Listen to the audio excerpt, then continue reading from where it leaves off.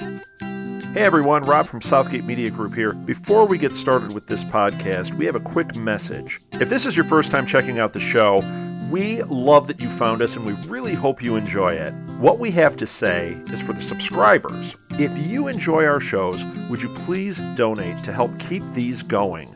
We don't want to have to put traditional ads on these shows, but this does cost money. So we really do rely heavily on donations. To make a donation to the show, please go to our website, www.southgatemediagroup.com. Go to the page for the show, and in the upper right-hand corner is a donate button. It takes you right to PayPal, and you can donate whatever amount you want. Thanks a lot for listening, everybody. And now, on with the show.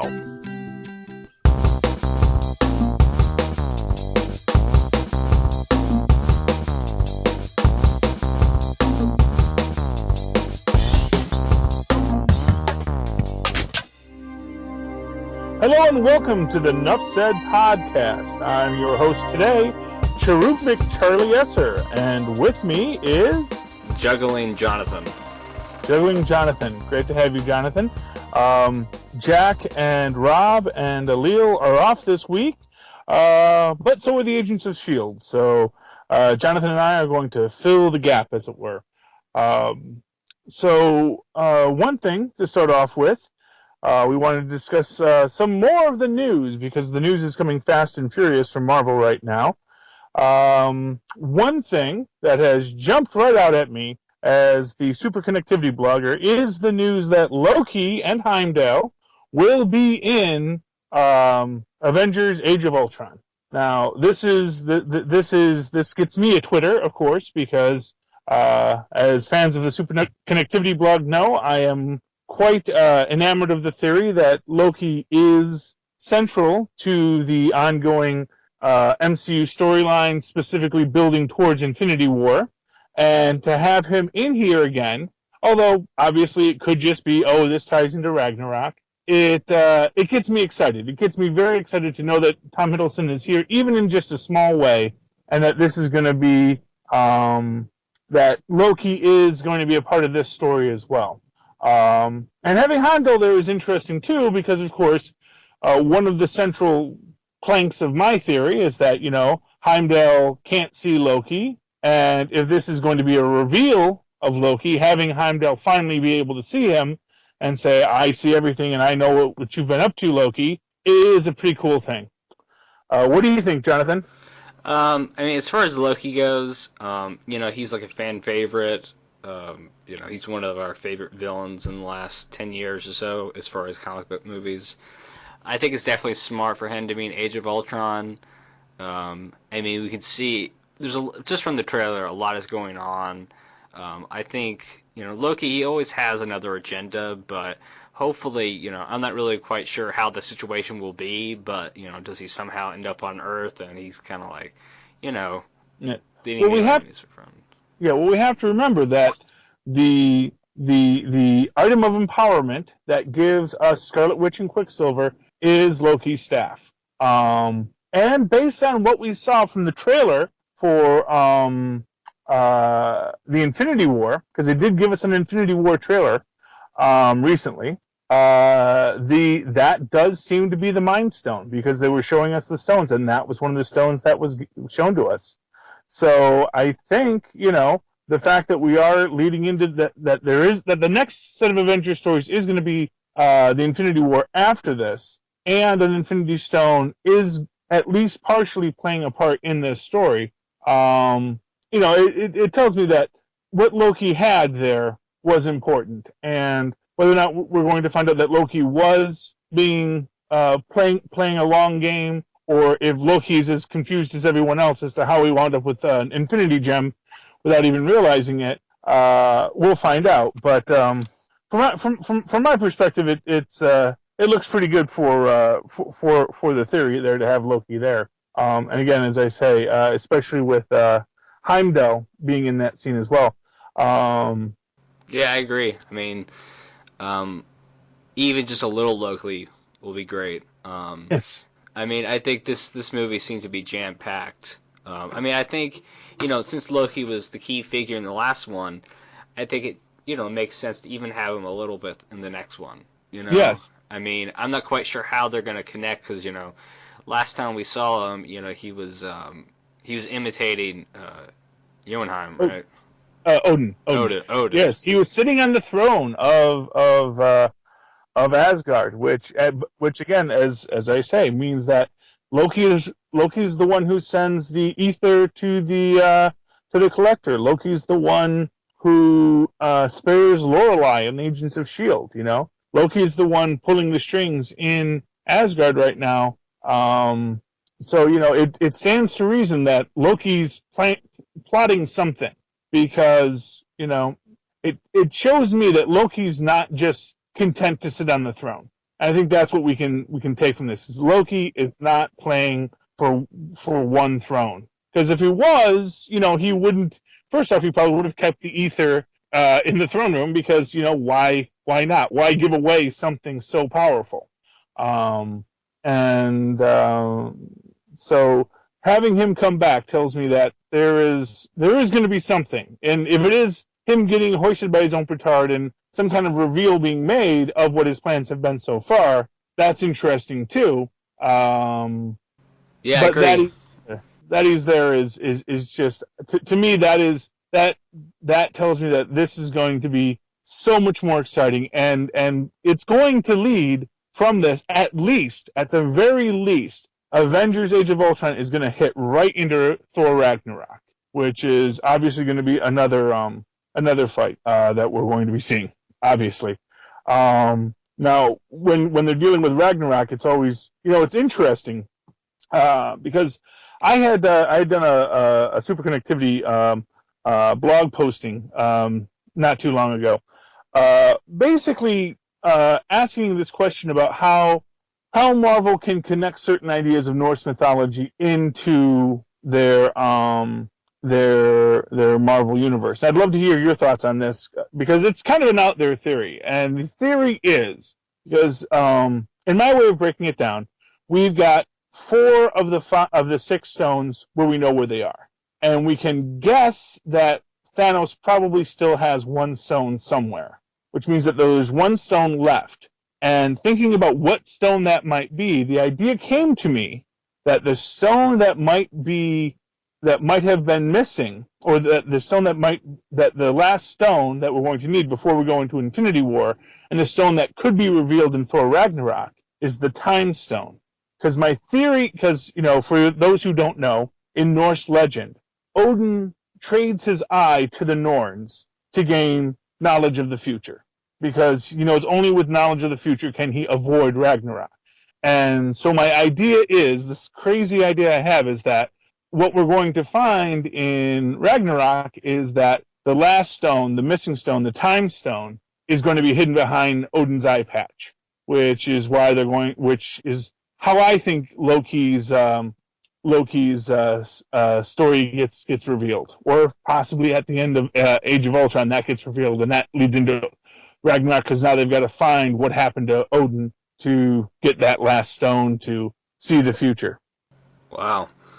Yeah, pretty crazy, huh? So, I mean, I think in general kind of movies, whenever you know the future, I mean, unfortunately, you can never really, I mean, you can try to change something, but you can change how you get there, like the destination, but you can't always you can't change your fate. So even if, Loki's, I see this is coming, I'm going to try to change it, but, in the end, whether or not you believe in fate.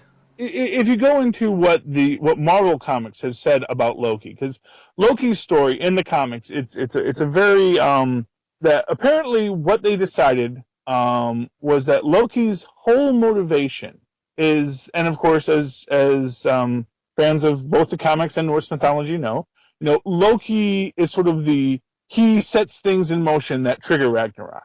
The actions of Loki trigger Ragnarok, and Loki is branded a villain in the tales because of this. And Loki doesn't want to accept that his fate is set. He wants to accept that he is the master of his own universe, and he can become the hero of his own tale, or at least he cannot be the cause of Ragnarok. and that's the question that Loki is dealing with. And so in going into Ragnarok with Loki, you have this question of Loki, and the whole purpose of Odin trading his eye for the knowledge of the future is so that he can delay Ragnarok. Odin knows that Ragnarok cannot be stopped, but he can at least delay it. He can protect mankind and the gods for as long as he can by just keeping the pieces from going where they're going to go. But of course, as always happens, you gain knowledge of the future, and as many stories go, you gain that knowledge of the future, and then you wind up causing the thing you're trying to prevent because of the actions you take to prevent the actions that you're trying to prevent. Yeah. Just So, yeah. it just kind of makes your mind explode. Yes. Trying to think about it. And of course, in the comic book, The Age of Ultron ties into time travel as well. So getting into that idea of time and possibly even alternate times and alternate universes, which we know that Doctor Strange is going to touch on, which is also coming down the pike, that could be very interesting. Yeah. I mean, even like after we get Infinity War, I mean, they can always explore furthermore other universes. Use some kind of thing where they kind of because start going to. I mean, because that's why I'm not the comic book guy, but I assume that's why they started coming up with the other universes is so they could have lots more stories that wouldn't contradict what's happening in one universe. So with this, they can go into other stuff without interfering with the current MCU. Well, certainly. I mean, honestly, I would love to see a Watchmen-esque a Squadron Supreme series once they get past this current phase to actually go to the Squadron Supreme world, which is of course they're all pastiches of the DC characters, so that's always going to be that's an interesting thing to explore legally, if nothing else. But the idea that they have these alternate universes, they have these alternate versions of these characters that they can explore. Now they still have the rights issues, so I don't think they can get just because they went to another universe, I don't think they can get Spider-Man or Fantastic Four, even if they're doing the ultimate version. I think try to explain that to lawyers. But it opens up a lot of possibilities, especially if they want to get into how after Infinity War whatever happens with the stones can lead to something, and not for nothing, you could go from Infinity War into the Illuminati, and that could be interesting. Which even in its own way ties into Civil War. How these self-appointed heroes, go forward, with this knowledge of the universe that's a little deeper than they've anticipated. And speaking of the Illuminati, which of course tied into Civil War in the comic books, one thing I'm very fascinated by, and this is something that got touched upon in the Marvel Universe 75th anniversary special that was sitting in place of Agents of S.H.I.E.L.D. this week, was discussion of Civil War from the comic series. And one of the things they touched upon was this idea of, sacrificing freedom for security. And, this is an interesting thing, especially in going into the Civil War movie, which is going to be Cap 3, they've said. Cap 3 is Civil War, which is going to have Stark and Cap coming to blows about some sort of registration act, presumably, or perhaps something else, which could be something like the founding of Hammer or something else. And it's this question of, in the comics, you had Cap on the anti-registration side and Stark on the pro-registration side. And I find that what's interesting is that as we're going in the MCU, Stark very much is not part of the government. In the comic books, when Stark is being pro-registration, he's the head of S.H.I.E.L.D. He's the head of the government organization in charge of registration. But in the MCU, Stark's position is no, the Avengers are not S.H.I.E.L.D. The Avengers are separate from any of these groups, either S.H.I.E.L.D. or the USAF with Ross and them, and any of the other organizations that dominate global security. As in Iron Man 2, we get very very strong this idea from Tony Stark. I am privatizing global security. And from what we've seen so far from our Agents of S.H.I.E.L.D. teasers since with Maria Hill and the like, when she was briefly on our show, and what we're going to see in perhaps Age of Ultron, since we know Maria Hill is there as well, is that Stark is running his own game. He is running his own shield separate from the government. And in that case, it makes you wonder if we're going to have a reverse of Cap and Iron Man on this story going into the MCU version of Civil War, where Cap is the one saying, no, we need people who are accountable to the elected representatives of the United States, and Stark saying, no, we are the we are the Ubermensch, and we can do it better. And all that dealing with the politicians gets you is a corrupt organization that's infiltrated by Hydra, and that's their conflict, and it makes for an interesting shift from, I think, the comic books if they go that route. But to me, it seems that that's the logical progression from what we've seen, unless Stark completely changes his tune after Age of Ultron, which would be interesting to see Stark admit that he was wrong. But you never know. Yeah, I mean, even in the trailers, we realized, because we, what was it like? What was he like? I finished what we started or something. What was that? Oh yeah. He says this is the end of what I set in motion. Right. This is the end of what I started. Yes. So after this, after this incident, what's Tony's next step? Mm-hmm. I mean, I think it'll definitely have ramifications on Civil War. That's going to be the next year. It's going to lead right into that. What is his next step? How is he going to interact with the other government? I mean, already in Agents of S.H.I.E.L.D., we're getting the fact that people have mixed feelings about S.H.I.E.L.D. and Hydra. They don't quite know who is supposed to protect them. So I think after Age of Ultron is going to complicate it even more.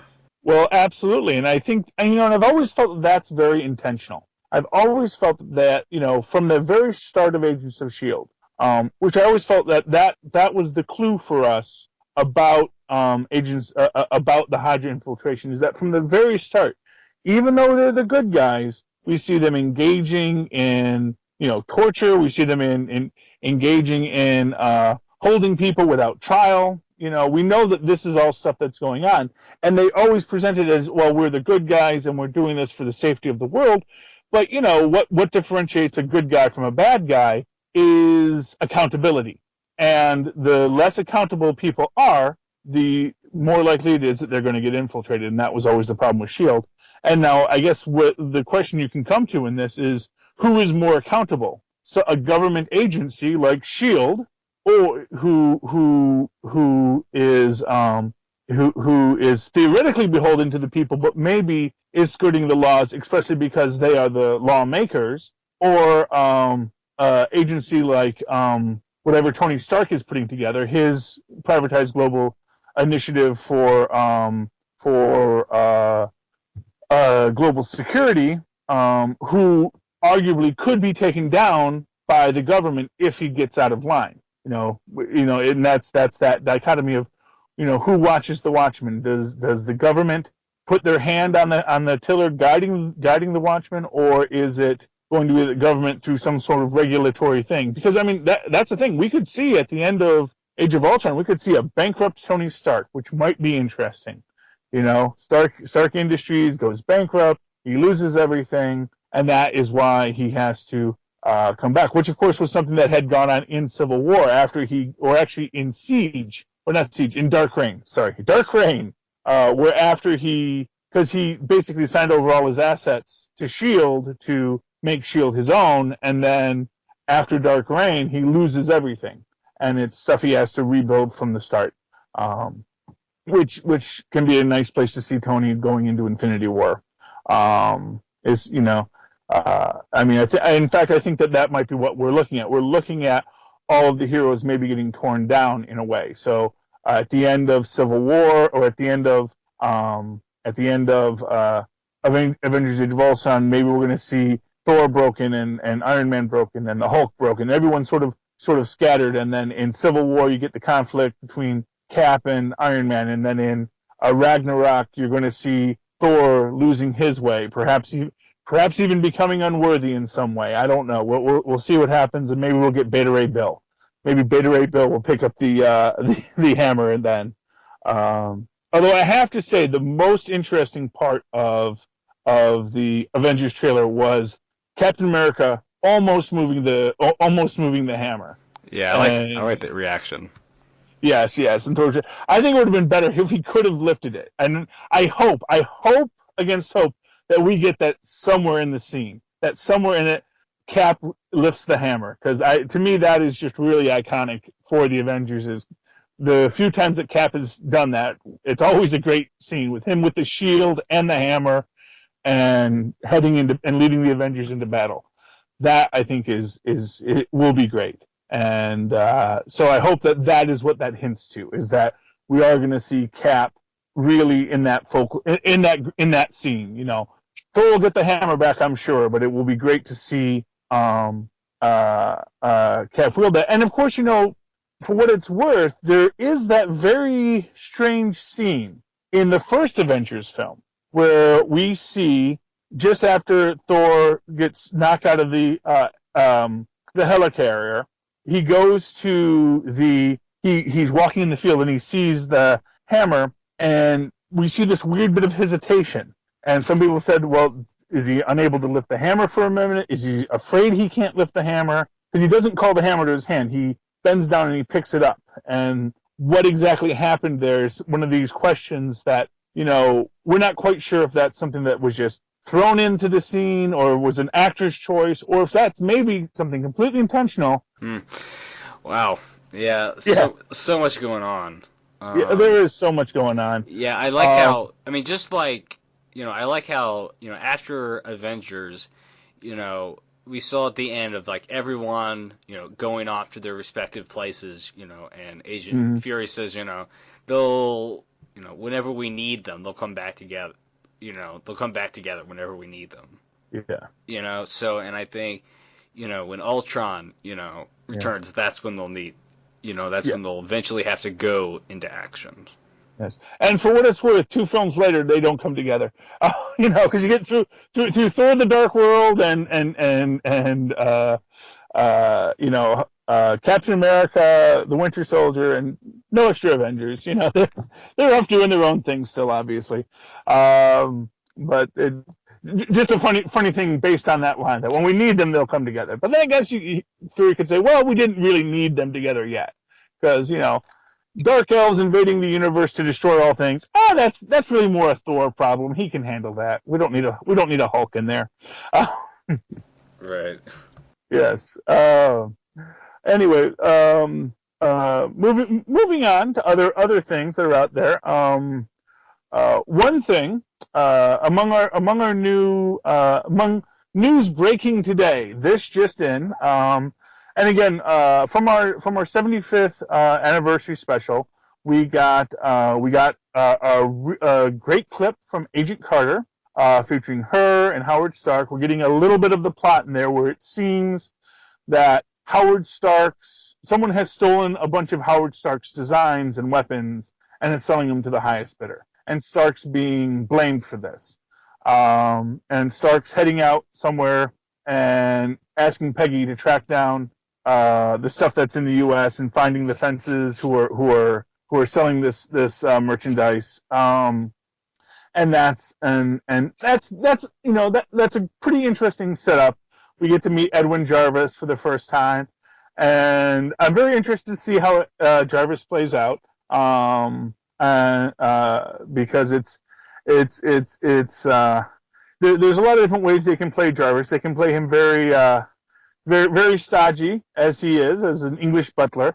But we can imagine that he's also going to be a very tough guy. That that underneath that perfect British gentleman veneer, there's going to be a guy who's both capable and willing to get his knuckles dirty when that happens. We've gotten a couple other character announcements, and the first character is a new character. I'm trying to remember her name. It's Angela Martinelli, I believe, is the character's name, and I'm forgetting the actress who is playing her. And she is supposedly a actress and waitress who befriends Peggy and becomes a confidant for her. And then what's interesting to me is that the next announcement we got, which came out today, is that there's going to be another character who's only given the name of Dottie. And to me, when they give someone only one name, it tells me that there might be something more to this character that they're trying to conceal. That this might be a character who is in the Marvel Universe already, but they don't want to give that information out. And so, of course, that sent me to the internet to search 1940s Marvel characters named Dottie, and I did come up with one, which is a character by the name of Dottie Benson, who had a brief run-in. She has one issue in Human Torch number 20, I believe, where it's a backup story with the Submariner, where she is a swimmer in Atlantic City who is framed for murder, and the Submariner comes in and helps her out and saves her. Now, and just to go into my other weird fan theories as to whether or not Skye's parentage might be Atlantean, I think that leads us into the possibility that that's Skye's mother. We're going to find out that Dottie is Skye's mother, and her and the Doctor, who I think could be Namor, have Skye, and so she's 1/4 Atlantean. That's my crazy fan theory of the day, based on nothing more than the first name we're given of a character that's going to be an Agent Carter. Yeah, I saw that Agent Carter clip. I really liked it.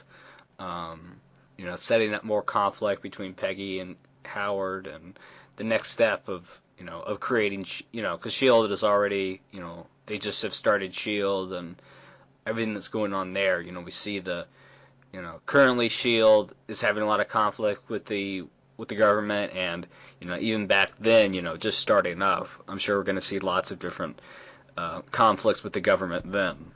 Well, absolutely, because of course, I mean, and that's the thing to understand. And honestly, I think this is how this might lead into Shield is because at the time, from what we understand so far, this takes place before the short that we saw.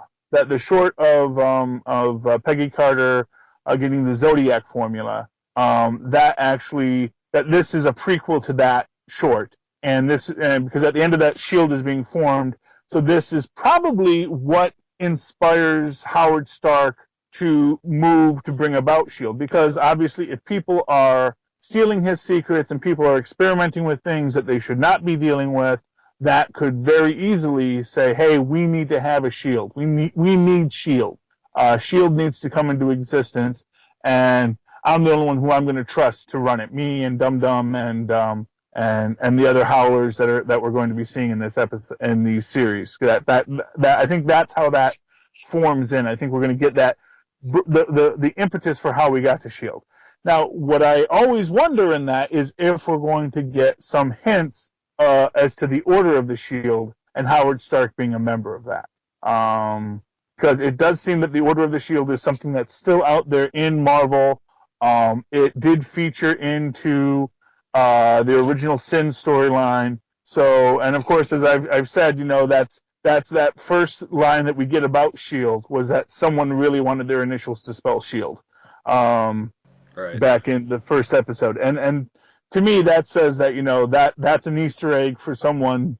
That's an Easter egg that might have just been dropped for fun, but if they're going to pick it up, this would be the place to pick it up, is an Agent Carter. And I think, because I think if they're going to if they want to go into a series, they're going to have to have some kind of major twist at the end that people didn't see coming. And I think among twists you don't see coming, Order of the Shield is one of them. Right. Yes. Yeah. Um, I know what Shield spells changed over the period of the comic history, so I'm not really sure if it'll be different than what it is now. well, that's always an interesting, and that's an interesting question. And I love that, because I love that in the first Iron Man, because I did not catch who Coulson worked for at first. I didn't, because I guess I'm just not that quick on the draw with that. And he goes, I'm from the strategic homeland, intervention, espionage, and everyone's like, well, yeah, whatever. That's a really long name. And he says, yeah, well, and then at the very end, oh, we've cut it to an acronym. Now we're just Shield. And he puts on his glasses and he's the Coulson that we've come to know and love now, because he's no longer, because I always found that was very interesting with Coulson, is that when we first see him, in that movie, he's kind of this, kind of seems kind of like a soft little bureaucrat. He doesn't seem like the tough Coulson that we've come to know and love now. And we can assume that's an act, because of course afterwards as soon as he turns it off, it's off, and he's just hardcore Coulson that we see every week now on Agents of Shield. And of course, Peggy Carter is coming back to Agents of Shield, probably just before, or possibly not just before the January hiatus, I would assume. But they have confirmed that Hayley Atwell is going to be doing another scene in Agents of Shield as Peggy Carter. Now, of course, we don't know if that's going to be old Peggy, who's still out there in our current universe, or if that's going to be a young Peggy flashback. And that's I think it'll be a Peggy flashback to try to get us, excited for, like show us like the scene of the flashback. They could have put it at the beginning or the end of the episode. If they put it at the end of the episode, they could show that clip and they'd be like, coming in January. Yes. Agent Carter. That would be cool. And although actually, you could do both. You could have, because for example, we know that first 084, the obelisk, was something that was captured by Peggy Carter. So in searching, trying to understand what this is and how it works, it might be cool for them to come to old Peggy Carter and sort of try to have her, recreate her memories, and that leads into the flashback sequence of it, and what its purpose is, and that could be cool too. And I just love to see people in old people makeup. What can I say? Yeah. It's a weird thing for me. Oh, and so the other item that's out there right now is that Fox has a mystery movie on its slate. That it's going to be a Marvel movie, but they're not admitting what it is. And so it's just pure speculation at this point, whether or not it's. And of course, one of the things that is buzzing up the internet, everyone says, "Oh, if they're not announcing it, that means it's the crossover between the regular MCU and everything else." Now, in truth, it's probably what was already rumored, that they were going to do a Fantastic Four versus X-Men story and connect those two universes, which are already in the Fox house, and they may just have not announced it because they don't know what's going to happen with Fantastic Four yet. So they don't want to say, "Oh, we're going to do Fantastic Four 1, Fantastic Four 2, the next Wolverine films. Oh, and then we're going to do Fantastic Four versus X-Men," because if Fantastic Four completely crumbles, they're not going to want to do that. Right. But that's the practical, reasonable answer. We could also think about what could be the completely out there possibilities for Fox. And one thing I was thinking about is, obviously, it could be the Deadpool film, which is rumored, but as yet isn't there. And something else it could be is if they wanted, because this is where it could be interesting. That mystery film could be the Black Panther, because Black Panther could wind up as one of these characters where Marvel can't own the whole rights to it. Because the Black Panther, of course, starts in the Fantastic Four, has a long history with the Fantastic Four. He could, theoretically, Fox could argue, and maybe that's what they're doing, is they're trying to argue and get Black Panther, and perhaps are trying to use that as a bargaining pitch to have Black Panther be someone a little bit more open, or and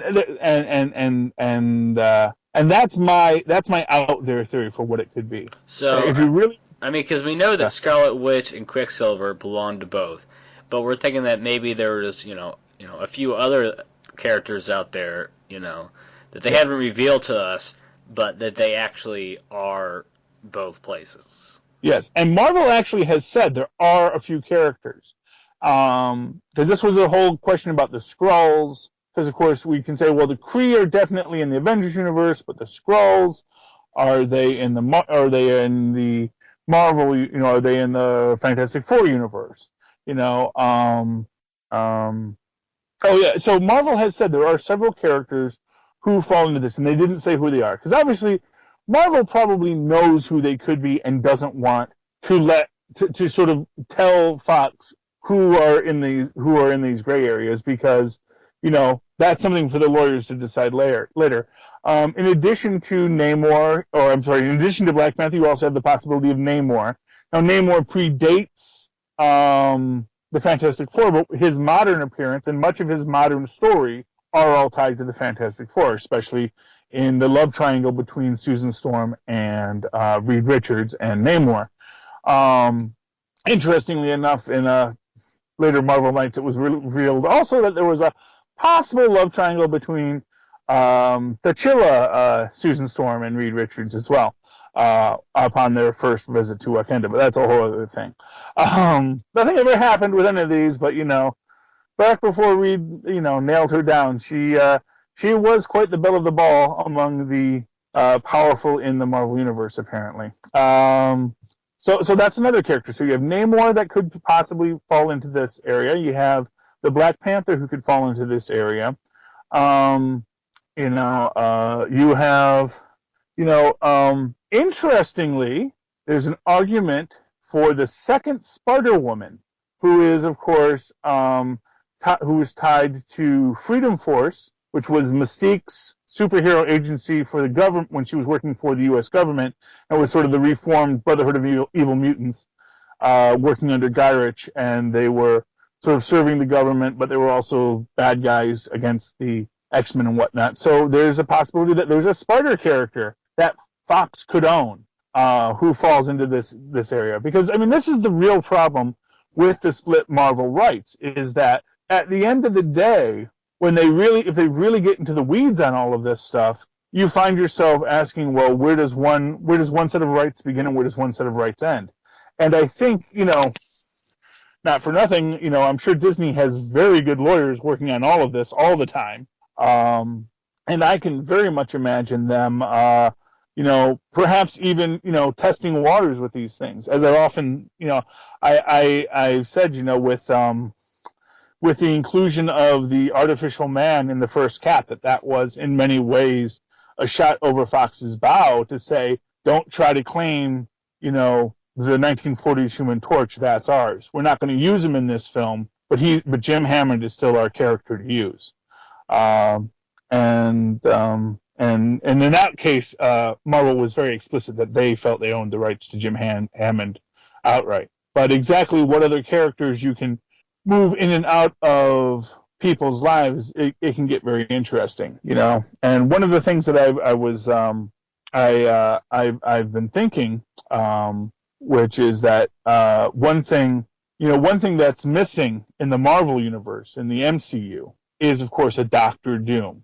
Marvel, doesn't have a guy who's sort of separate from the world, is a very high. They don't have that high-ranking supervillain except for Loki in the MCU. You have the cosmic villain of Thanos, who really hasn't done much yet, but is sort of pulling strings behind the scenes. But you don't have a guy who has his own country and is a supervillain. And that's actually something I think would be great for Marvel with Namor, to possibly bring in, especially if, as my theory holds, that the blue guy we've seen in Agents of S.H.I.E.L.D. is actually Atlantean. That can also be an effort on Marvel in the MCU to nail down Namor and say Namor is ours and we're putting him in there first. Because at the end of the day, if Fox wants to put out a Black Panther film outside of the MCU, if they're going to say they have that right, it becomes this race as to who gets the Black Panther first, because whoever gets there first and best sort of gets to hold on to that character, I think. I don't think, I think that with Scarlet Witch and Quicksilver, you have a little more leeway because they're not getting their own films. But I think if you're going to give a character his own film or her own film, I think that, if Fox were able to get a Black Panther film out before Marvel's Black Panther film, it could really put a kibosh on Marvel's Black Panther film and really So hurt. let's see.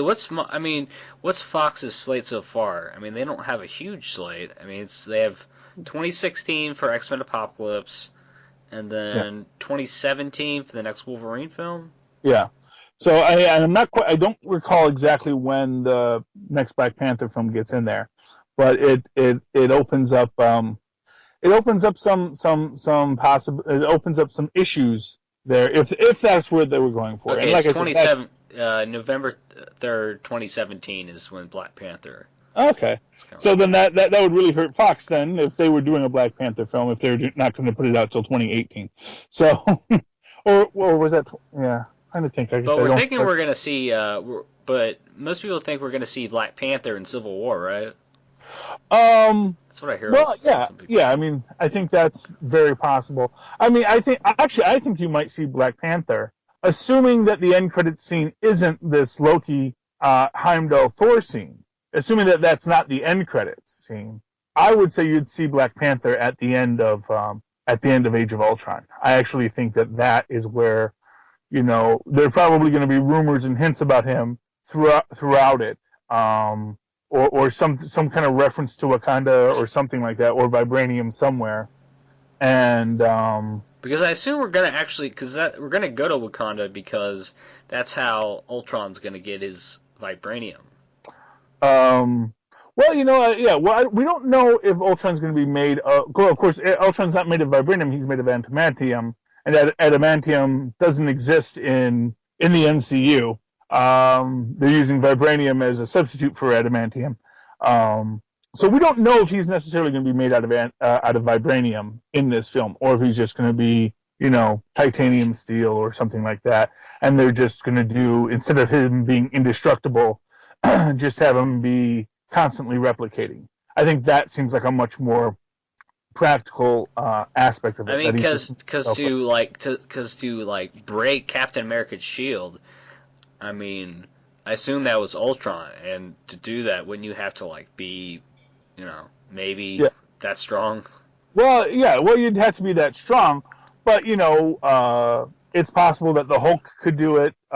We know that Thor can do it. We know that it's happened a few times in the Marvel universe, and we also don't know if the broken shield is something that we see or something that we get sensitive, or as a thing that could be something that we see the Scarlet Witch do, because of course that's sort of her, warfing Captain America's shield could be how we know Scarlet Witch is someone to be messed with.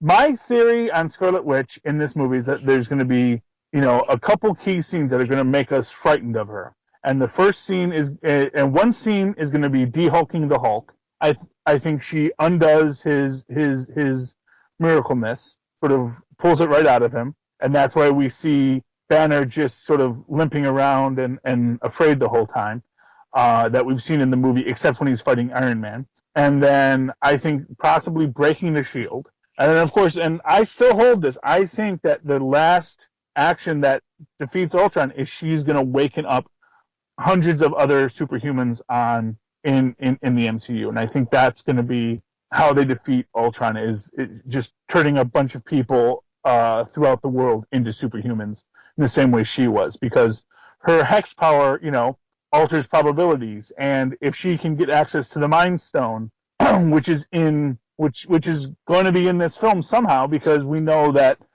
Strucker has it, and that's how they're created. She could use that theoretically to create hundreds of more superhumans, which of course becomes an issue when we get into Civil War. one way or the other. It becomes an issue one way Yeah, or the because then you have like a tons of like superheroes just all over the place, and you have Exactly, to create exactly. order somehow. and that's my theory on it, is that that's what we're going to get with the with Scarlet Witch, and then because I think that and I also wonder, I wonder within these lines, Scarlet Witch is such an interesting character because her power set is so out there, so high, so omega level, such an omega level threat. I wonder if she's going to have some play in the Awakening of Ultron. I wonder if she's going to have some play in the Awakening of Vision. Because of course her romantic relationship with Vision is something that's kind of key to her, and if we're going to have her kind of being half a bubble off level from the very start, her seeing the Vision and sort of altering his mind in a way that he falls in love with her, and maybe that's why he does his heel face turn. Maybe he's originally just this, creature created by Ultron to destroy the Avengers, and that she turns him because she's more powerful even than Ultron in that way that overrides his programming through magic. Because That Jarvis is Vision, right? Yes, the actor who plays the voice of Jarvis is going to be, and I'm blanking on his name. I want to say Paul Bentley. Yes. Yes, is going to play the Vision in the series or in the movie, and that will be awesome. And he And I was think he was the one that was actually in the Agent Carter clip, right? no, no, no, I don't. No, no, Because he called him that's Jarvis, so I wasn't. yeah, that is that's this is a weird thing because they created the Jarvis program in the MCU, and now they're creating the actual Edwin Jarvis from in that is an actual human Edwin Jarvis. Now, what's interesting about this is you have this question of did did Tony Stark just name his AI after the butler he remembered from when he was a kid, or or is this just a coincidence, or if is there a possibility that Edwin Jarvis's engrams served as the basis for the Jarvis program, much in the way that Baron Zola, or not Arnim Zola, not Baron Zola, he's not royalty. Arnim Zola, records his own engrams onto a computer, as we see in Winter Soldier.